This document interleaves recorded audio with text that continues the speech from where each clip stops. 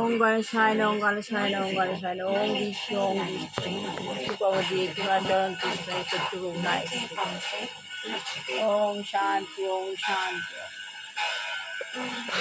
ওম রক্তম ভুজম সোনম শেষি জগতম মোদীপং ভজামি পদ্মং দদা ভয়া বয়া মানিকম ওম জুম সাহা ওম জুম সাহা ওম বিষ্ণু। আমি আত্মা শান্ত সন্তুষ্ট দুর্গতির মাঝখানে অবস্থিত সত্য যুগে দেবতা ছিলাম পিতা দেব মানুষকে গা করে নিতে নেমে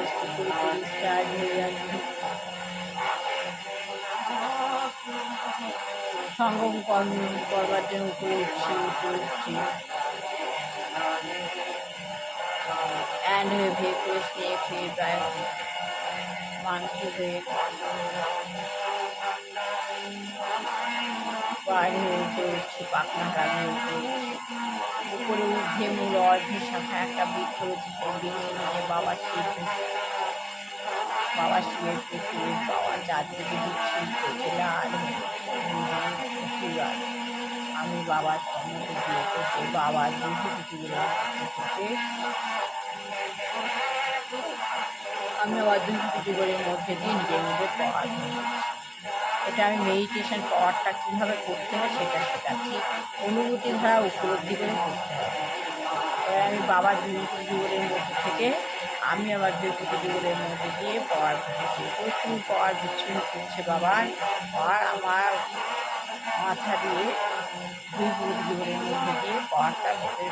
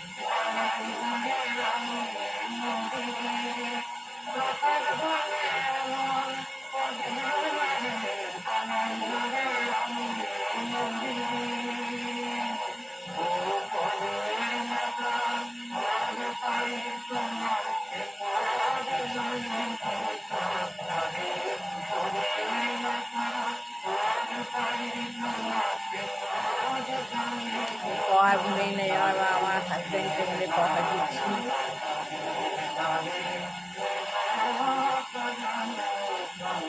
আমার ছেলেকে পাওয়ার দিচ্ছি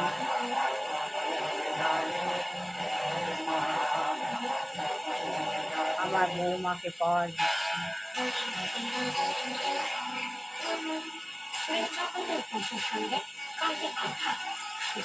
এবার বিশ্ব গ্লোবের উপর পাওয়ার দিচ্ছি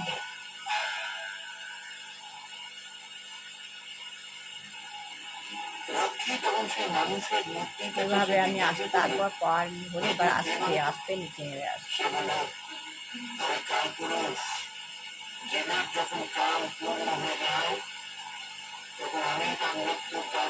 জীবের যখন কাল পূর্ণ হয়ে যায় তখন আমি যমরাজের কাছে নিয়ে যাই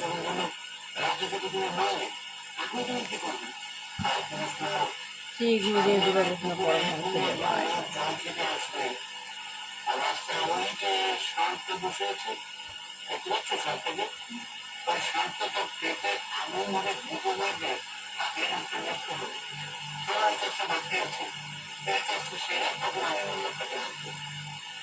আত্মজ্ঞান লাভের পন্থা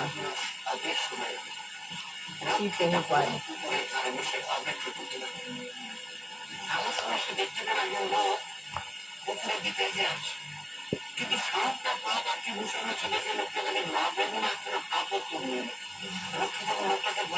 আমরা যে প্রাচীন সমাজ ব্যবস্থাকে টেনে আনতে চাইছি তা না আমরা যে প্রাচীন সমাজ ব্যবস্থা প্রাচীনকালে যেরকম সমাজ ছিল আমরা সেই সমাজ ব্যবস্থাকে টেনে আনতে চাইছি তা নয় তবে আমাদের উদ্দেশ্য হচ্ছে, আমাদের উদ্দেশ্যটা কি? মূল আদর্শ থেকে কেবল শ্রেষ্ঠ ভাবধারাটি গ্রহণ করা। আমাদের উদ্দেশ্য হলো যে আমাদের যে মূল আদর্শ, সেই মূল আদর্শ যেটা সবচেয়ে ভালো জিনিস, সবচেয়ে ভালো যে মূল, সেই মূল আদর্শ থেকে শ্রেষ্ঠ ভাবধারাটি গ্রহণ করা। যেটি শ্রেষ্ঠ সেটা গ্রহণ করব। যেমন ধরুন, মহাভাগবতে সাম্যবাদে বর্ণনা পাওয়া যায়। ভগবতে কার পাদ বর্ণনা পাওয়া যায়? সাম্যবাদে। মহারাজা যুধিষ্ঠিরের কাছে নারদ মুনি তার বর্ণনা করেছেন। মহারাজ যুধিষ্ঠির, সেই যুধিষ্ঠিরের কাছে নারদ মুনি বর্ণনা করেছেন। যদি ভালো কিছু থাকে, ভালো অভিজ্ঞতা, ভালো দৃষ্টান্ত, তাহলে কেন আমরা তা গ্রহণ করব না? যদি ভালো অভিজ্ঞতা মানে জ্ঞান, যদি ভালো অভিজ্ঞতা, ভালো দৃষ্টান্ত মানে উদাহরণ থাকে, তাহলে কেন আমরা তা গ্রহণ করব না? আমাদের উদ্দেশ্যই হচ্ছে যা কিছু ভালো তা গ্রহণ করা। আমার উদ্দেশ্য হচ্ছে যা ভালো তা গ্রহণ করা। কেউ যদি আমাকে ডাক দিয়ে কিছু বলে, তাতে আমি রাগ করবো না, কারণ আমার যদি ভুল থাকে আমাকে বলতেই পারে। আমার ভুল থাকলে আমাকে বলতেই পারে, আমাকে বুঝে নিতে হবে আমার ভুল আছে। তখন আমাকে কী করতে হবে? আমার রাগ করলে চলবে না। তার যে ভালো কথাটা, সে আমাকে ভালো উপদেশ দিচ্ছে, তার ভালো উপদেশটা আমাকে গ্রহণ করতে হবে। আর তাছাড়া আজকের সমাজে একটা অবশ্য প্রয়োজনীয় জিনিসের অভাব দেখা যায়। আজকালকার দিনে একটা জিনিসের প্রয়োজনীয় জিনিসের অভাব দেখা যায়। সেটা কি? তা হচ্ছে মানব জীবনের প্রকৃত উদ্দেশ্য। তাহলে ওই যে আমরা মানুষ হয়ে জন্মেছি, একা এসেছি, একা যাব। আমি বলছি না আমরা ক্যাপিটাল আই হব কী করে? আমি তো স্মল আই আছি। এবারে আমি কী জন্য এসেছি? আমার উদ্দেশ্য কী? আমাকে মানুষ জন্ম দিয়েছে কেন? আমার একটা উদ্দেশ্য আছে, কেন আমি এখানে এসেছি, তা আমাকে বুঝে নিতে হবে। তবে যার অনুভূতি আছে সে বুঝতে পারে, অনুভূতি হয়ে গেলে পরে উপলব্ধি করতে পারে, উপলব্ধি হলে সে বুঝবে যে আমার কাজ কী, সেই হিসেবে সে কাজ করবে। আমি মনে করছি আজকে আমি এই কাজ করছি, ভগবান শিব গুরুদেব দুর্গাকৃষ্ণ পরমহংসদেবের মাধ্যম দিয়ে আমাকে এই কাজ করাচ্ছে। এটাই আমার কাজ, এটাই হলো আমার স্মল আই থেকে আমি ক্যাপিটাল আই হলাম। তাহলে এই স্মল আই যখন মানুষ বুঝে যাবে যে তার কাজ কি, তখন মানুষ স্মল আই থেকে ক্যাপিটালে হবে। ঠিক তেমন তা হচ্ছে মানব জীবনের প্রকৃত উদ্দেশ্য। বিজ্ঞান বলতে গেলে মানব জীবনের উদ্দেশ্য হচ্ছে আত্মজ্ঞান লাভ করা। এই যে আমি আত্মজ্ঞান লাভ করা বইটা কেন পড়ছি? এই জন্য পড়ছি। মানব জীবনের উদ্দেশ্য হচ্ছে আত্মজ্ঞান লাভ করা, যাকে বলা হয় আত্মতত্ত্ব। ঠিক আছে? এই জন্যই আমি এটা পড়ছি। কথিত আছে যে মানুষ যদি আত্মজ্ঞান লাভ না করে, তবে সে আর যাই করুক না কেন সবই ব্যর্থ। তাহলে মানুষ যদি আত্মজ্ঞান লাভ না করতে পারে, মানুষ যদি স্মল আই থেকে ক্যাপিটাল হাই নাই হতে পারে, তবে তার মানব জীবন ব্যর্থ। সে মানুষ হয়েছে বৃথা। সে তার জীবনের উদ্দেশ্যটা কি উপলব্ধি করতে পারলো না। উপলব্ধি করতে না পারলে সে করতেই পারবে না, সনাতন ধর্ম পালন করতে পারবে না। এটাই হলো সনাতন ধর্ম।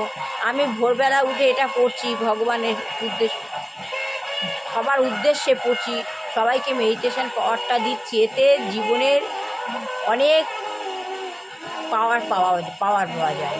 এই পাওয়ার আমি মনে করছি যে উপলব্ধি করতে পারবে সে এই পাওয়ারটা নিতে পারবে, আর যে উপলব্ধি করতে পারবে না সে পাওয়ারটা নিতে পারবে না, তার মানব জীবন বৃথা। তাহলে আমি করছি এই কারণে, এটা হচ্ছে কোনো রকম লোক দেখানো কাজ না। সনাতন ধর্ম যে যেভাবে করতে পারে, তাই ভগবান আমাকে এরমভাবে করাচ্ছে, আমি এরমভাবে করছি। তাই কথিত আছে মানুষ যদি আত্মজ্ঞান লাভ না করে, তবে সে যাই করুক না কেন তা সবই ব্যর্থ হবে। আজকের সমাজে তাই হচ্ছে। আজকের সমাজে কী হচ্ছে? তাই হচ্ছে। মানুষ বুঝতেই পারছে না কেন তার মানব জন্ম হয়েছে, তার কাজ কী।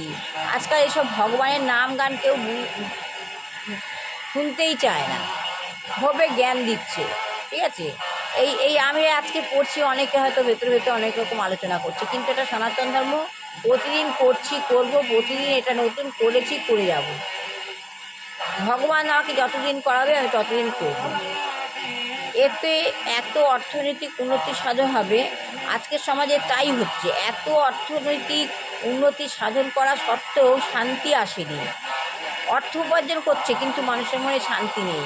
তার পরিবর্তে সকলেই যুদ্ধ করছে, তার উপর সকলে কী করছে? যুদ্ধ করছে। ব্যক্তিগতভাবে, সামাজিকভাবে, রাজনৈতিকভাবে এবং জাতিগতভাবে যুদ্ধ লড়াই করে যাচ্ছে। আমরা যদি ঠান্ডা মাথায় এক কারণ বিশ্লেষণ করি, আমরা যদি ঠান্ডা মাথায় একটা কারণ বিশ্লেষণ করি, তবে দেখতে পাবো যে এত উন্নতি সাধন করা সত্ত্বেও আমাদের মনোভাব নিম্ন স্তরের পশুদের মতো। আমরা এত উন্নতি করছি, এত উন্নতি করা সত্ত্বেও আমাদের মনোভাবটা পশুর মতো। শ্রী মহাভাগবতের গীতাতে সিদ্ধান্ত অনুসারে এই মানব শরীর অক্লান্ত পরিশ্রম করে ইন্দ্রিয় তৃপ্তি সাধন করার জন্য নয়। এই মানব শরীর অক্লান্ত পরিশ্রম করে শুধু ইন্দ্রিয় তৃপ্তি সাধন করার জন্য নয়। অথচ সাধারণ অবস্থায় মানুষ ইন্দ্রিয় তৃপ্তি করা ছাড়া আর কিছুই জানে না। তাহলে মানুষ সাধারণত ইন্দ্রিয় তৃপ্তি ছাড়া কিছুই বোঝে না। কীভাবে সে নিজে তৃপ্তি হবে, কী করলে নিজে তৃপ্তি পাবে, সেটাই সে বোঝে। এমনকি পরজন্ম সম্বন্ধেও তাদের কোনো জ্ঞান নেই। যে এই জন্মে ভালো কাজ করব, পরজন্মে ভালো হবে। এই দেহটা শেষ হয়ে গেলে যে কি হয় তা অনুসরণ করার জন্য কোনো বৈজ্ঞানিক গবেষণার বিভাগও নেই। এই দেহটা শেষ হয়ে গেলে কী হয় তা অনুসন্ধান করার মতো, খুঁজে বার করার মতো কোনো বৈজ্ঞানিক গবেষকও নেই। অথচ এটা একটা অতি গুরুত্বপূর্ণ বিষয়। এই জন্যই আমি আত্মজ্ঞান লাভের পন্থা বইটা পড়ছি। তাহলে আর ভালো লাগলে লাইক শেয়ার কমেন্ট অবশ্যই করবেন। সবাই ভালো হোক, কল্যাণ হোক, মঙ্গল হোক, দুষ্টু বাচ্চা মানুষের মতো মানুষ হোক, বিবাহযোগের ছেলেমেয়ে বিবাহ হোক, চাকরিযোগের ছেলেমেয়ে চাকরি হোক। আমাদের পরিবেশে যে দুরাচারী গৃহিণী রয়েছেন আমাদের পরিবেশকে খারাপ করছে, ভগবান যেন তাকে চেতনা দেয়, না হয় সরিয়ে দিই। আর যেসব গিয়ে রোগাগ্রস্ত বৃদ্ধ বৃদ্ধা, পিতা মাতা, যুবক যুবতী, বাচ্চা যারা রয়েছে, ভগবান যেন তাকে মুক্ত করে। আমার ছেলে বৌমাকে ভালো রেখো, কল্যাণ করো, মঙ্গল করো, ওদের মতো আত্মজ্ঞান লাভের আশীর্বাদ যেন ভগবান দেয়। ওদের কাজকর্ম উন্নতি হোক, শত্রু দূরে রাখুক, খারাপ লোকের থেকে দূরে রাখুক, এই বলছি। তাহলে এই তো দেখছেন প্রারব্ধ কর্ম। একজন রাজা কপালে ছিল সে একটা সাপের কামড়ে মারা যাবে। সে রাজা ভাবছে আমাকে সাপের কামড় কী করছে, আমি বিশাল বড় রাজপ্রাসাদের ভেতরে থাকবো। তাহলে কী হলো, রাজপ্রাসাদের মধ্যে রয়েছে, হঠাৎ দেখছে জানলা দিয়ে একটা খড়ের টুকরো এসে ঢুকলো রাজার কাছে। খড়ের টুকরো হয়ে ঢুকে ঝড়ের টুকরো হয়ে ঢুকে রাজাকে, ওটা সাপের রূপ ধারণ করে রাজাকে দংশন করলো। রাজার ওটা হচ্ছে প্রারব্ধ কর্ম। যার প্রারব্ধ কর্ম যেরকম, তার প্রারব্ধ কর্ম সেরকমভাবেই হয়। যতই রাজা প্রোটেক্ট করলো, কিন্তু রাজাকে নিজেকে বাঁচাতে পারলো? ওই খড়ের ভগবান হাওয়ার ঝাপটা দিল, হাওয়ার ঝাপটা খড় একটা ভেতরে এসে জানলা দিয়ে ভেতরে ঢুকলো। সেই বিশাল বড় রাজপ্রাসাদ 5 তলার উপরে, সেই রাজপ্রাসাদে সেই খড়ের টুকরো স্নেক হয়ে রাজাকে মারলো, মেরে শেষ করে দিল। এই হলো প্রারব্ধ কর্ম। মানুষের পূর্বজন্মের যে কর্মফল, সেই কর্মফল মানুষকে ভোগ করতেই হবে, একভাবে না একভাবে। আমরা যে যা খারাপ কাজ করছি তার উদ্দেশ্য আমাদের, তার ফল আমাকে পেতেই হবে। এই জন্য কি, ভগবানের উদ্দেশ্যে নাম গান করা, কীর্তন করা, সনাতন ধর্ম এটা প্রতিদিন করতে হয়। করবো, আপনারাও করুন। এই বলে আজ শেষ করলাম। ভালো লাগলে লাইক শেয়ার কমেন্ট অবশ্যই করবেন। তবে মন্থন করুন, যত মন্থন করবেন, আজকে করব কালকে ছেড়ে দেবো না। আমি যে ঠাকুরের বইটা পড়ছি, আমি রোজ করব, যতদিন বাঁচবো ততদিন আজীবন করব, ভগবান যদি করায়। আবার আমার প্রারব্ধ কর্ম অনুযায়ী যখন আমার সময় শেষ হয়ে যাবে, ভগবান আমাকে দিয়ে আর করাবে না, কাজটা আমার শেষ হয়ে যাবে। এই বলে আর শেষ করলাম। ভালো লাগলে লাইক শেয়ার কমেন্ট অবশ্যই করবেন। আপনারাও মন্থন করুন। কিশমিশ, আঙুর যেমন রোদের তাপ সহ্য করতে করতে কিশমিশ হচ্ছে, সেরকম করার চেষ্টা করুন। ঘি যেমন প্রচুর জাল দিয়ে দিয়ে দিয়ে দিয়ে দিয়ে দিয়ে দিয়ে ওখান থেকে সর তুলে তুলে তুলে তুলে ঘিটাকে মন্থন করতে হয়, প্রচুর ঘিটাকে মন্থন করতে হয়, করতে করতে তবে ঘি হয়, তা না হলে হয় না। ঠিক এইভাবে যেভাবে ঘি তৈরি হচ্ছে, যেভাবে আঙুর হচ্ছে, সেভাবে মন্থন করুন। মন্থন করলে ভালো হবে। এই ধরে রাখতে হবে, ছেড়ে দিলে হবে না। দৃঢ় প্রত্যেকভাবে করতেই হবে, এরকমভাবে করতে হবে। শেষ করলাম। ভালো লাগে লাইক শেয়ার কমেন্ট অবশ্যই করবেন।